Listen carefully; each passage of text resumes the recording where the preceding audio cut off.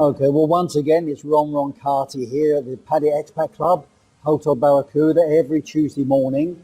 And as you know, we have speakers, and today it's my pleasure to interview Daryl. Yay! Daryl Forsyth, who's not only our speaker, but one of our active members, very active, very useful. And very loud American. Blah, blah, blah. I'm glad you said that. I'm trying to be tactful, okay? But Daryl was talking about healthcare costs. So you started, interestingly, about members not sharing their own issues or problems. Yeah, we have a lot of speakers come to our club. They're highly skilled medical professionals, and they share ideas about ways that we can keep ourselves out of hospitals, which is ideal. And then if indeed you do need some kind of treatment in a clinic or a hospital, where you can get those treatments. Yeah. But what I don't often see is that the speakers don't talk about the cost. And for people like me that like to shop the cost of the care as well as the quality of care, I'd like to know a little bit more about the cost. Well, one of the reasons you were shopping and talking about shopping is because you mentioned this phrase, self-insured people. Yeah, I'm self-insured, which means that I do not have an insurance program. Right. I'm totally responsible for my own decisions about where and when and how I get my health care done.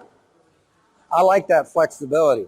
It gives me that more chance to... It's true, because when you've got an insurance policy, they dictate to you where you go. You're going to go to this hospital, this doctor, you're going to use these treatments. And if you don't go their program, and then if something goes wrong, well, that's the reason. That's it. That's it. No, we won't cover that in your insurance. You didn't follow this step and that step. And when you're running the show, you don't have any of those issues. One of the reasons you were looking, because you mentioned I'm going to look at you, I'm going to touch your knee. Yeah, go for it. You had a knee problem, and you were talking about the difference between surgery and physical therapy, and you explored physical therapy. Yeah, there are many alternative treatments to getting surgery done. Surgery is really only done when you almost can't walk on that knee anymore. It's like impossible. And that's where it had gotten really bad with this left knee. And so there are many treatments available, and I tried pretty much all of them. In my case, they didn't work. And eventually I ended up talking to one surgeon, and he said that these alternative treatments can work, but they generally work if you're younger and when your body can heal itself more. I'm past that due date. I need the total knee replacement. Well, don't worry, because one of the reasons, look, our club, most of our club members are mature. Okay, so what you were talking about was relevant. But in the end, you changed your mind about surgery. I went ahead and did the surgery. I did the surgery, and I ended up, was going to do a partial knee. I ended up going with the total knee replacement.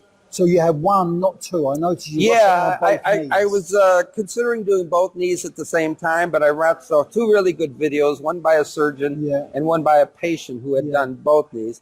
She said it was the worst decision of her life to do both knees at once.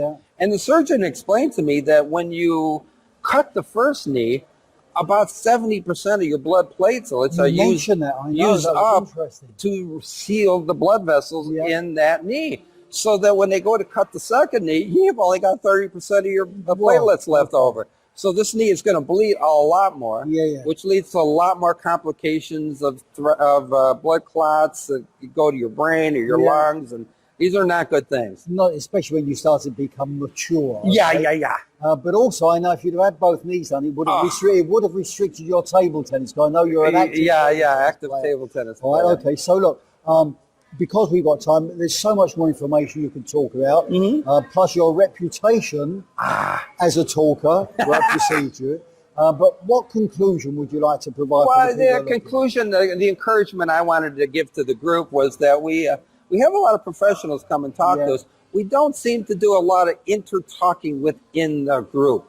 And I'd like to see us to have more meetings in the future where we can all share positive experiences in where we got healthcare performed, what we did to keep ourselves out of the hospital in the first place. If we could share that information amongst each other, that would be an added benefit to being part of this club. I agree, 100%. So look, on behalf of the club, as always, we've got the certificate. I'd like to congratulate. Thank you. Very good talk. Interesting. It was fun to give. A lot of good feedback from people. So thank you very much. So you're welcome. On behalf of the club, thank you. But come and join us every Tuesday, Hotel Barracuda, Yeah. patio, and meet our speakers. Get to see crazy guys like me.